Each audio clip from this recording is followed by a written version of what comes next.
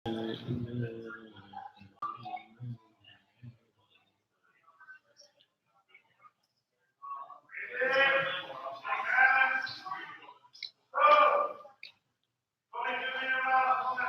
الله الرحمن الرحيم الحمد لله رب العالمين صلى الله على سيدنا محمد وعلى آله وصحبه أجمعين رب اشرح لي صدري ويسر لي أمري واحلل عقدة من لساني يفقه قولي اللهم علمنا ما ينفعنا وانفعنا بما علمتنا وفقهنا إذا جهلنا وزدنا علما نافعا وعملا متقبلا يا كريم اللهم انفعنا بالقرآن العظيم واجعله لنا إماما ونورا وهدى ورحمة يا أرحم الراحمين. Allah. Yesterday we finished speaking about the blessings of listening to the Quran being recited by another person. And we mentioned that that's a confirmed sunnah because it began with the Prophet ﷺ, where he had a number of different companions on different occasions reading the Quran to him, who not that they objected, but they asked, like, how can we read the Quran to you when it was revealed to you? But the Prophet ﷺ made the comment which is important when he said, "Inni uhibbu an asma'a min ghayri." I love to hear it from someone else. I love to hear the Quran from someone else. And Imam al-Nawawi, rahimahullah ta'ala, he confirms that there's an absolute agreement amongst the scholars of this nation that it's a recommended practice to ask somebody who's proficient and skilled in reading the Quran, to have that person read the Quran to you. And perhaps the secret behind that is because the Prophet ﷺ didn't need to hear it from anybody else. But it's about establishing a way. The Prophet ﷺ, everything that he does is to set a pattern. It's to set a pattern in behavior. So the Prophet ﷺ has shown us the importance of finding people and asking them to read the Quran or listen to others reading the Quran. And as I think somebody asked here, that's whether you listen to somebody reading it directly to you or a recording of the Quran being recited. But it's a sunnah that the Prophet ﷺ said, and perhaps the secret of that is so that it leaves an imprint in the heart of the listener. And that imprint being a greater desire and a greater love of the Quran. A greater desire and a greater love of the Quran. But then the next discussion that moves on from what's the etiquette involved in listening to the Quran? What's the etiquette that's involved in listening to the Quran? The etiquette in listening to the Quran is stated by Allah subhanahu wa ta'ala in the Quran itself, where He says, وَإِذَا قُرِئَ الْقُرْآنُ فَاسْتَمِعُوا لَهُ وَأَنصِتُوا لَعَلَّكُمْ تُرْحَمُونَ. When the Quran is being recited, وَإِذَا قُرِئَ الْقُرْآنُ, when the Quran is being recited, فَاسْتَمِعُوا لَهُ وَأَنصِتُوا. فَاسْتَمِعُوا لَهُ, listen to it carefully, وَأَنصِتُوا, and silently pay attention, لَعَلَّكُمْ تُرْحَمُونَ, so that perhaps you will receive mercy. And a point that we mentioned before, and I forgot the context that was mentioned in, لَعَلَّكُمْ, لَعَلَّ in Arabic is what's known as حرف الترجي in al-raja. It's a tool that's used in language to indicate hope. لَعَلَّكُمْ تُرْحَمُونَ, perhaps, maybe. There's a hope that this will happen. Maybe you'll receive mercy. But as we said, this was mentioned by the early grammarians, I think Sibawayh and others, they mentioned this, that when Allah subhanahu wa ta'ala uses la'alla, it's certain. It is certain that will happen. But Allah subhanahu wa ta'ala uses perhaps so that we don't become certain, so that we don't become complacent, that we're always living in hope, because certainty in our minds, it breeds a sense of complacency. If you know that you've listened to the Quran, that you've received mercy, then that's it. It's over and done with. You don't need to do anything. So Allah subhanahu wa ta'ala, knowing the nature of the human being, He will always say la'alla. He will always say perhaps. So the consequence of listening to the Quran and being silent as it's being read, paying attention, the descent of mercy. لَعَلَّكُمْ تُرْحَمُونَ. You then become the receptacle of divine mercy. This verse, this is the key etiquette with the Quran: silence and attention. When the Quran is being read, listen, being silently attentive. This verse was, and according to most of the mufassirin, according to most of the scholars of the Quran, they said that this verse was revealed in relation to prayer. It's about prayer, and the Quran that's read in the prayer. And you have different views amongst the fuqaha, amongst the jurists. But Abu Hanifa, he explains this verse by saying that the harf ataf waw is lit-tawzi', what's termed as tawzi' al-hukm. Allah subhanahu wa ta'ala is giving two separate instructions for different occasions. So in the verse it says, when the Quran's being read, listen. So Abu Hanifa says, listen when it's read aloud. Listen when it's read aloud. وَأَنصِتُوا, and silently pay attention when it's read quietly and you can't hear. When it's read quietly and you can't hear. Which is why, according to the understanding of Abu Hanifa, whether it's a loud prayer or a silent prayer, you do not recite the Quran. The instruction that Allah subhanahu gives to you in the verse that was revealed about the Quran in prayer said, listen and be silent. Listen in the loud prayers because you can hear it. Be silent in the silent prayers because you can't hear it. And even though you can't hear it, it's still being recited. The term Quri al-Quran, the Quran being recited, does not necessitate that you must hear it for it to be recited. If somebody sat over there quietly reading, you're not going to say they're not reading because I can't hear it. They're still reading. Whether you can hear it or not, they're still reading. So وَأَنصِتُوا, and silently pay attention, refers to when the Imam's reading it quietly. لَعَلَّكُمْ تُرْحَمُونَ. There are different explanations. Other Imams have a different explanation. But that's the reason why Abu Hanifa, he says, in both the loud and silent prayers, you do not read. In the loud prayers, فَاسْتَمِعُوا لَهُ, listen to it. In the silent prayers, وَأَنصِتُوا, be quiet. وَأَنصِتُوا, and by that, لَعَلَّكُمْ تُرْحَمُونَ. That's the primary, what's termed as sabab al-nuzul. That's the primary reason for the revelation of verse. It's an instruction that Allah subhanahu wa ta'ala has given about the prayer. But you have a principle with the Quran. العبرة لعموم اللفظ لا لخصوص السبب. العبرة لعموم اللفظ لا لخصوص السبب. That the meaning that we take out of a verse is applied generally and not specifically to the incidents behind the revelation of that verse.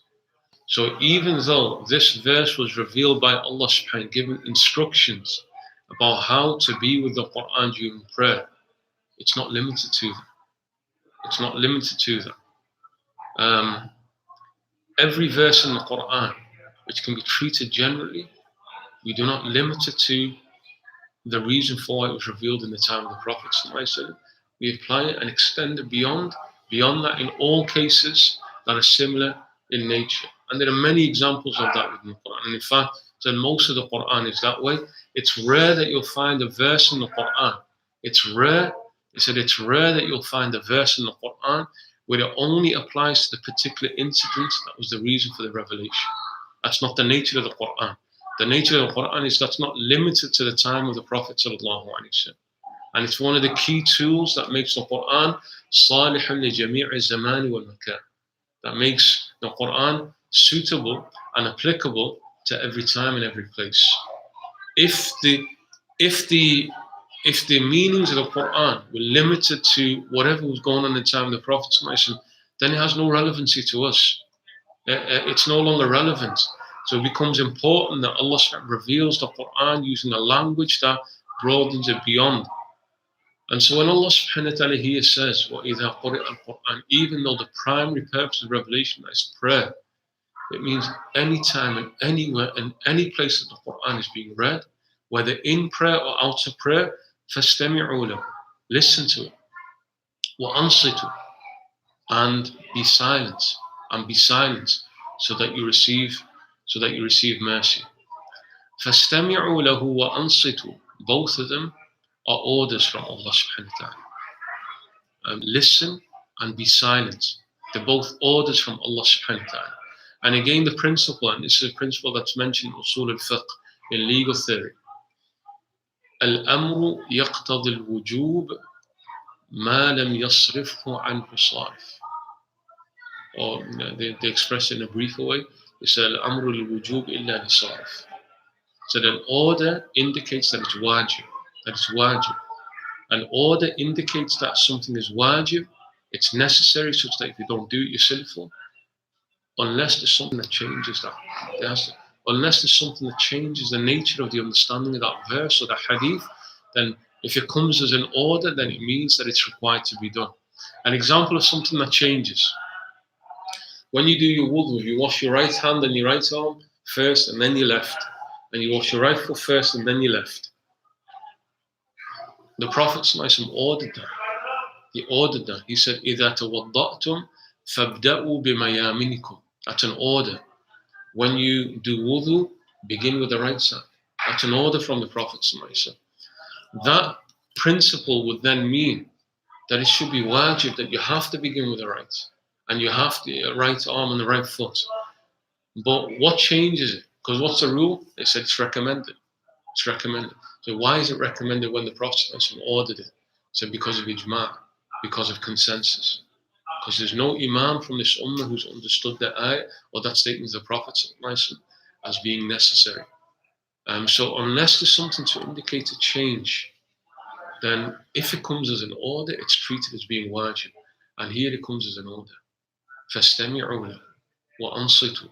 It's an order from Allah subhanahu wa ta'ala. When the Quran's being read, listen and be silent. Listen and be silent. And that's why, as a rule, they said, wherever the Quran's being read, if you're the only person that's there, now there's a discussion here, and we'll branch out into this discussion between Fard Ayn and Fard Kifaya. So if somebody is reading the Quran and you happen to be there and you're the only person there, then it becomes fard upon you that you must listen. And if you're staying there, and if I'm sat here now reading the Quran and you happen to be sat here and you know I'm going to read the Quran, you stay there, then it's fard upon you to listen to the Quran. You cannot engage in any other activity. You cannot do anything else other than listen because of the order that comes in this verse. However, if there's a group of people, then according to some of the scholars, they said it's a kifaya. As long as one or two are listening, then not everybody needs to be listening. As long as one or two are listening, then not everybody needs to listen. According to some of the ulama, then it becomes a kifaya, it becomes a collective responsibility. Somebody has to listen from that group, and if nobody listens, then they're all sinful. Now going back to that first case, let's just say me and you, I'm reading the Quran and you're sat there. The ayah doesn't just say be quiet, it says listen. So if somebody sat there while you're reading the Quran, it's not enough for them just to be sat there daydreaming or playing with the phone. The order is actually listen to what's being read. Listen to what's being read and be silent. So there has to be active engagement from that person in that. He's actually listening to what's being said. So it's not enough just to be present there. There has to be active engagement in listening to the Quran and being silent with whilst the Quran is being read.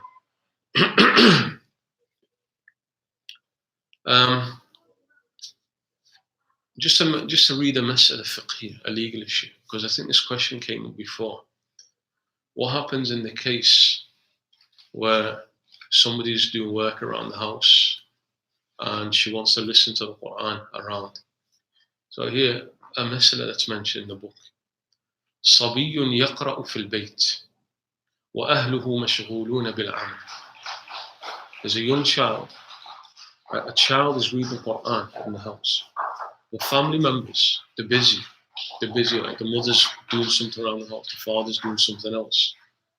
Are they excused? Or the fact that he's reading the Quran, do they have to now listen to that child reading the Quran? It says, يُعْذَرُونَ فِي تَرْكِ الْإِسْتِمَاعِ إِنْ افتتحوا العمل قبل القراءة. They're excused from listening if they started, whatever they were doing, they started doing before that child began reading. وإن افتتحوا العمل بعد القراءة لا يعذرون في ترك الاستماع.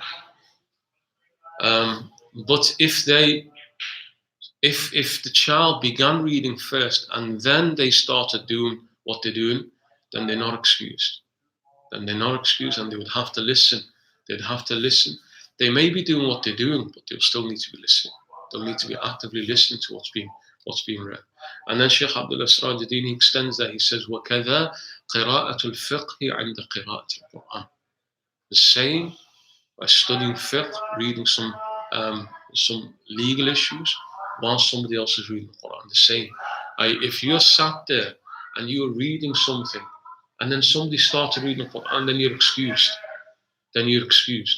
But if the reverse happened, that you're sat there, you see him reading the Quran, you go and sit there and you can hear him reading the Quran, but then you start reading something else, then that person has committed sin. By doing that. رجل يكتب الفقه وبجنبه رجل يقرأ القرآن فلا يمكنه استماع القرآن فالإثم على القارئ.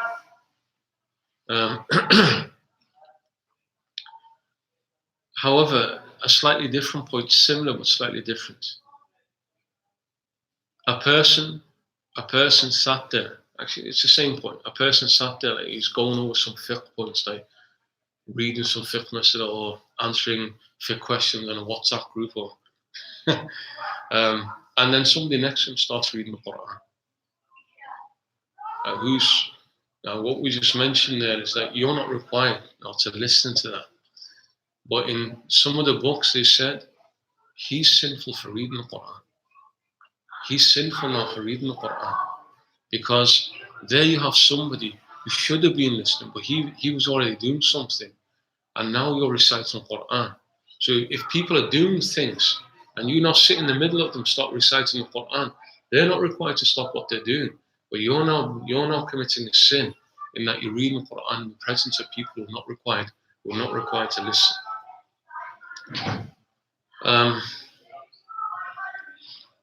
So it's an important etiquette with the Quran. If somebody's reading the Quran and you happen to be there and you're not already doing something, it's a duty upon you as an individual, if you're there by yourself, to listen to that person reading the Quran and not to engage with anything else, and to be silent, no conversation taking place. But at the same time, there are some who also said, if there's a group, we mentioned this before, they said if it's a group, it's fard kifaya. Others said it's fard ayn. So even if there's more than one, there are still some who said everybody has to listen. Others said, as long as one is listening, then it's considered to be sufficient. Just to give some ease where it gets difficult. All of that's the view of the Hanafis, that it's wajib, it's fard. With the Shafi'is, listening to the Quran is sunnah. So on the view of the Shafi'is, the order that comes in the Quran is not as an obligation, it's as an encouragement. So that makes it easier, especially if somebody's in a situation where they're not able to listen to the Quran being read. So the etiquette of the Quran from that verse is استمعوا له وأنصتوا. Two etiquettes. If you're listening, or if you're there when someone's reading the Quran, al-istima' wal-insat. Listen and be silent, being attentive. But another verse gives further etiquettes, what we've spoken about. Allah subhanahu wa ta'ala, He says, وَإِذَا سَمِعُوا مَا أُنزِلَ إِلَى الرَّسُولِ تَرَى أَعْيُنَهُمْ تَفِيضُ مِنَ الدَّمْعِ مِمَّا عَرَفُوا مِنَ الْحَقِّ يَقُولُونَ رَبَّنَا آمَنَّا فَاكْتُبْنَا مَعَ الشَّاهِدِينَ. And when they hear what has been revealed to the messenger, the Quran, مَا أُنزِلَ إِلَى الرَّسُولِ, what's been revealed to the messenger, the Quran, you see their eyes overflowing with tears. You see their eyes overflowing with tears because of the truth that they recognize. Because of the truth that they recognize, they say, our Lord, we have believed to record us from those who testify. Now just give some background to this verse because it's another example of the principle that we mentioned before. Generality before being specific. The Quran is general. This verse is revealed about Christians. This verse is revealed about Christians. It's towards the end of Surah Al-Ma'idah, where Allah subhanahu wa ta'ala, He speaks about لَتَجِدَنَّ أَشَدَّ النَّاسِ عَدَاوَةً لِلَّذِينَ آمَنُوا الْيَهُودَ وَالَّذِينَ أَشْرَكُوا. Allah subhanahu wa ta'ala says, you'll find amongst people those who have the most hatred towards you, towards faith and belief in Islam, الْيَهُودَ وَالَّذِينَ أَشْرَكُوا, Jews and mushrikeen, Jews and idol worshippers. وَلَتَجِدَنَّ أَقْرَبَهُمْ مَوَدَّةً لِلَّذِينَ آمَنُوا الَّذِينَ قَالُوا إِنَّا نَصَارَى. And you'll find those who are closest in love to those who believe are those who say we're Christians. And then Allah speaks about them. One of the key descriptions that they're not people of arrogance. إِنَّهُمْ لَا يَسْتَكْبِرُونَ. They're not people of arrogance. And then this verse comes. And then when they hear what's being revealed to the messengers, you see their eyes overflowing with tears. So the original revelation is verse about Christians. Although there's an ishkal, there's a problem that's raised against this verse by even mufassirin, even scholars of Quran. They raise a question about this verse. We see so many Christians around. Number one, they don't display a lot of love towards Muslims. Like the Crusaders didn't show a lot of love. And even in modern times you'll see. Whereas Allah subhanahu wa ta'ala said, those who have the most love towards the believers are the Christians. And secondly, many you recite the Quran to them, they don't respond in this manner. They don't respond. So it raises an ishkal. It raises a question. So who exactly is Allah speaking to? According to Imam al-Jassas, one of the early mufassirin, he said this is not referring to Roman Catholic Christians, Trinitarian Christians. This is referring to the Christians who were true believers in Isa alayhi salam, Unitarian Christians, who true believers in Isa alayhi salam, who en masse when the Prophet declared his prophecy, they entered into Islam. And only tiny remnants of them remain after. The vast majority of the true Christians, the true followers of Isa alayhi salam, entered into fold of Islam when the message of Islam spread out in the time of Sayyidina Umar, when it went into North Africa, and went into Syria, and when it went into Iraq, and the places that were dominated by Unitarian Christians. When they came into contact with the message of Islam, they accepted it. Imam al-Jassas said they're the people who are being referred to by this verse. It's not the Christians that we're accustomed to. It's the Christians who accepted Islam because they were on the true faith in Isa alayhi salam. But again, generality. So when this verse is speaking about those Unitarian Christians, Allah subhanahu wa ta'ala is not limiting it to them. Anybody, this is a description of anybody who hears the Quran. وَإِذَا سَمِعُوا مَا أُنزِلَ إِلَى الرَّسُولِ. When they, true believers, when they hear the Quran that's revealed, what's the description? They cry. They cry. That's now an etiquette of listening to the Quran. They cry. They humble themselves. They shed tears in front of it. And they respond verbally by making dua to Allah subhanahu wa ta'ala. They respond, our Lord, we are believers in this. So that's a description. That's a description of an etiquette that Allah subhanahu wa ta'ala maintains for people as they listen to the Quran. So you have al-istima', al-insat, al-khushu' wal-buka. As you're listening, your silence, being attentive. Your heart begins to be affected by it, and you begin to shed tears. And the description of the Prophet, when Abdullah ibn Mas'ud reading, what's happened to him? He's crying. The Prophet is crying, and he says, enough. That's etiquettes that a believer should have as they're listening to the Quran being recited. A statement to the Prophet sallallahu alaihi wasallam. إن الله تعالى يحب الصمت عند ثلاث عند تلاوة القرآن وعند الزحف وعند الجنازة رواه الطبراني وأبو يعلى. The Prophet ﷺ said, Allah subhanahu wa ta'ala loves silence with three things. Silence with three things. Allah subhanahu wa ta'ala loves silence with three things. Number one, while the Quran is being read. عند تلاوة القرآن. Number two, at the time when the army moves. عند الزحف, which means at the time of war. At the time of war, the believers, when they're in jihad, when they're fighting for Allah subhanahu wa ta'ala, they do not raise their voices.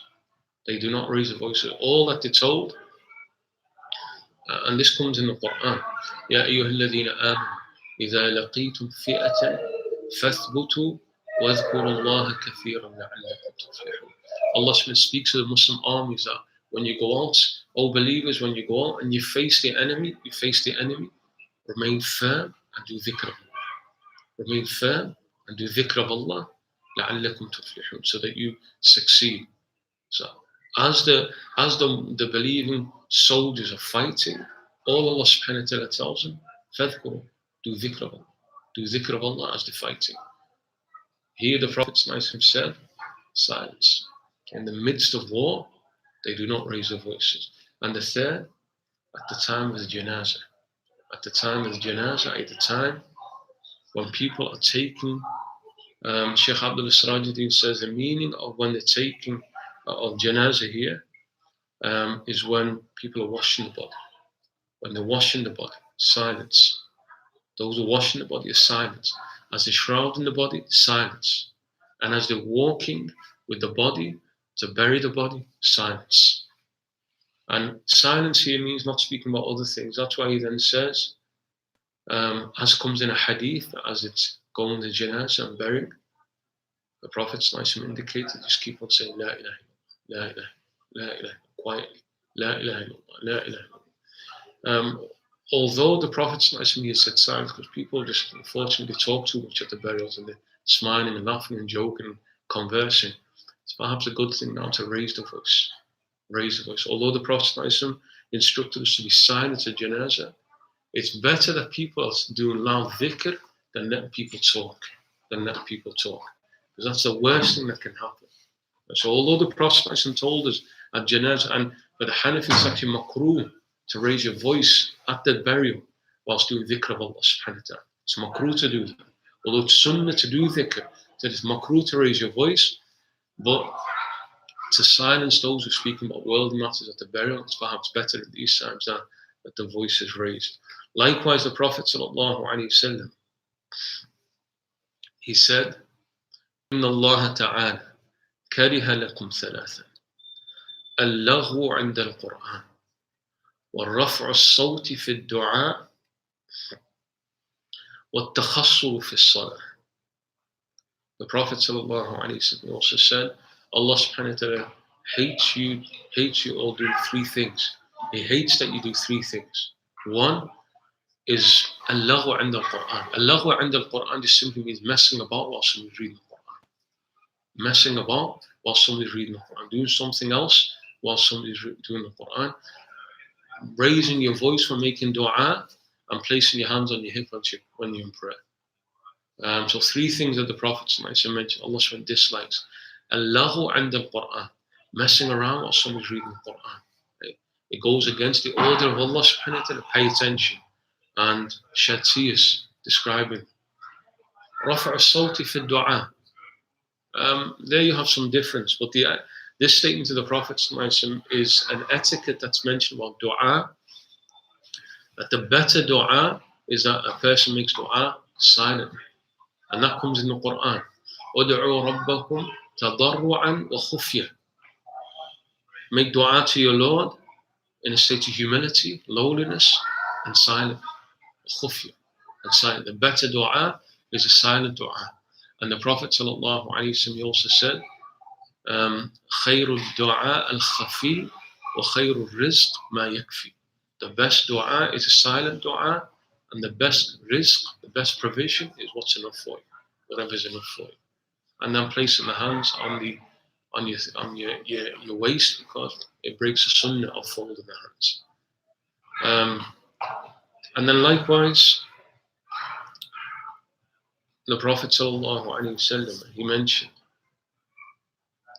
تفتح أبواب السماء لخمس. تفتح أبواب السماء لخمس. The doors to the heavens are open for 5 things. And the doors of the heavens are open, meaning there's an increase in divine mercy coming down. And this is connected back to the verse about silence whilst the Quran is being read. Why should you be quiet? Why should you listen attentively? So that mercy comes down upon you. لَعَلَّكُمْ تُرْحَمُونَ.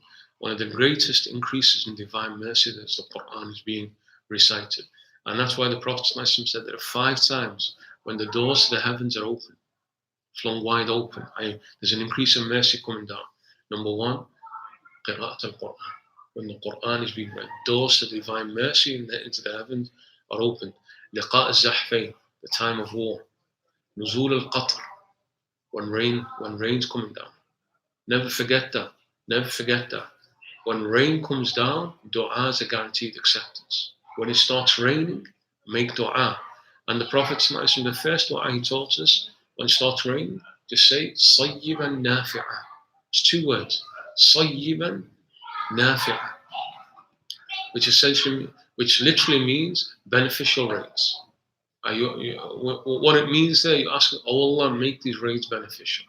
Beneficial rains. صَيِّبًا نَافِعًا. That's what the Prophet would say when rain starts coming down. But what else would he do? It's also mentioned, he would take his top off. You would take his top off. You should do take your top off and just expose yourself to the rain.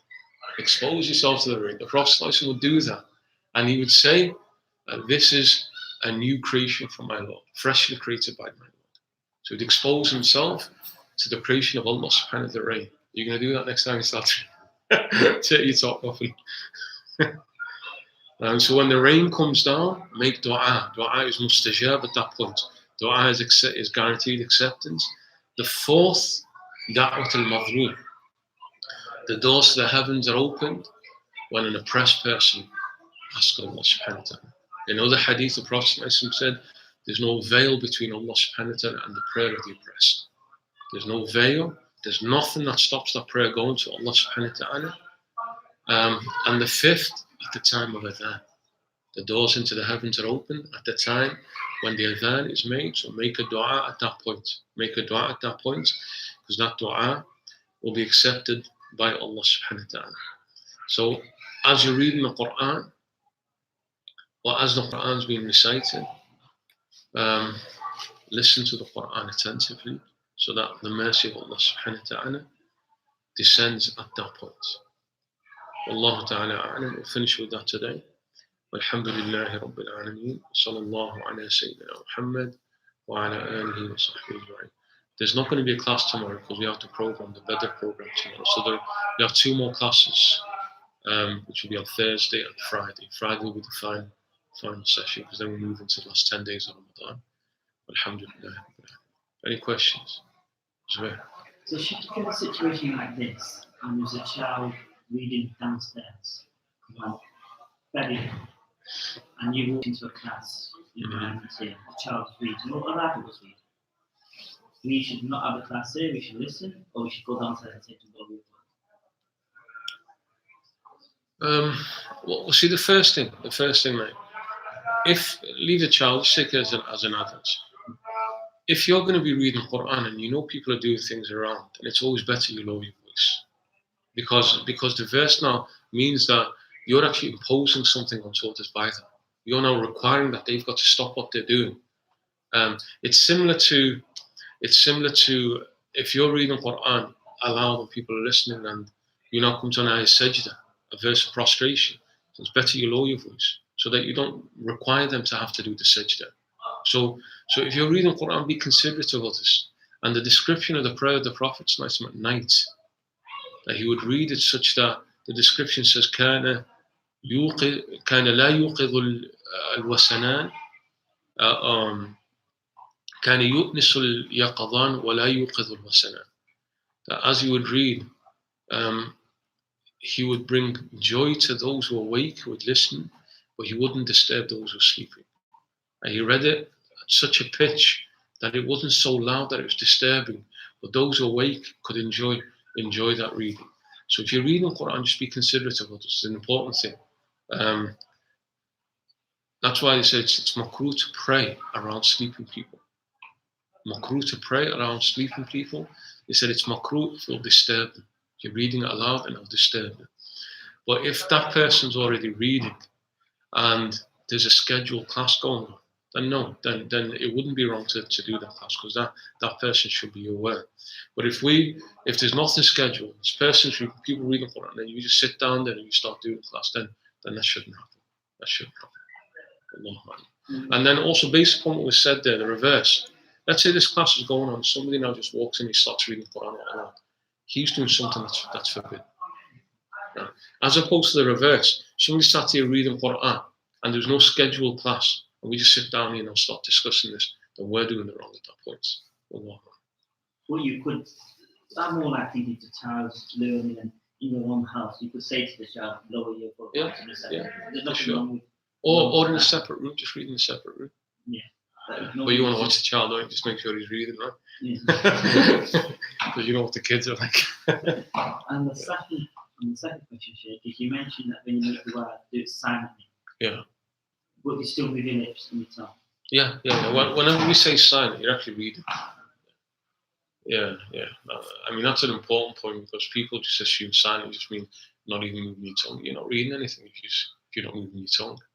Imam an-Nawawi in his book on dhikr, he said everything that's mentioned about whether it's an obligatory reading or a recommended reading, from what you read inside your prayer down to everything, he said, where there's a rule for it or a reward for it, he said you only fulfill the rule or attain the reward if you actually move your tongue.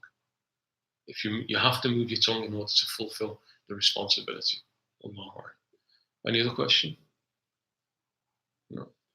Just another dua. Okay, that's me. You talk. So if you make a dua and the rosa parts open and the children, and you want them to listen to what you're saying, also they mimic you. Yeah, then do it for them. Sayyidina Umar, I think it was a witr prayer. I think it might have been the witr prayer. It was a particular prayer which was read quietly. He would read it loud because there were people around him who just become Muslims so that they could hear what's being read. And he's not only doing it for the sake of teaching them how to read. So on that basis, yeah. Anything else?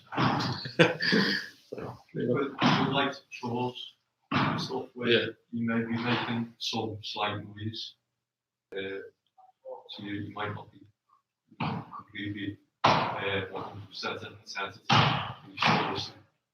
So, but say like washing the dishes or yes, because that's been asked a few times recently. What you got to be careful of there is treating the Quran like background sounds. Like people just have music on in the background. They may not be, and it's probably good that they're not even paying attention to it. But you cannot treat the Quran like that. Just background sounds. So if you are doing some chores, you're washing the dishes, the problem's not the noise. The problem's because that's not you. You're not talking. So that's not the big problem there. The problem is that you're not actually paying real attention to that. So if you're doing some chores but you are paying attention, then there's no harm. But if you're just doing chores and you're not really listening, and every so often you just pay a bit of an attention for a moment, it shouldn't be done that way. No harm. But at the same time, if there's no one there, because there's a common thing about it's important to have Surah Baqarah being recited in the house. It removes any evil effects inside the house. The Prophet spoke particularly about Surah Al-Baqarah. And because Surah Al-Baqarah is long, so the simple solution, can we not just play it? So yes, you can. But if you're there and it's being played, then you need to listen to it. So If you're not there, then alhamdulillah, it's one of the best things you can do, just have Quran playing in the house all the time. But if you're there, you need to be paying attention to it. Rashid, you okay? No question. Asman, you okay? Okay, خلاص, we'll finish. Nothing else. You're not going to trouble us anymore, right? All right, sure. الحمد لله رب العالمين. أشهد أن لا إله إلا الله نستغفر الله نسألك الجنة ونعوذ بك من النار. أشهد أن لا إله إلا الله نستغفر الله نسألك الجنة ونعوذ بك من النار.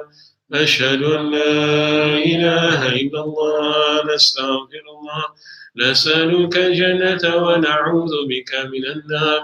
اللهم إنك عفو تحب العفو فاعف عنا.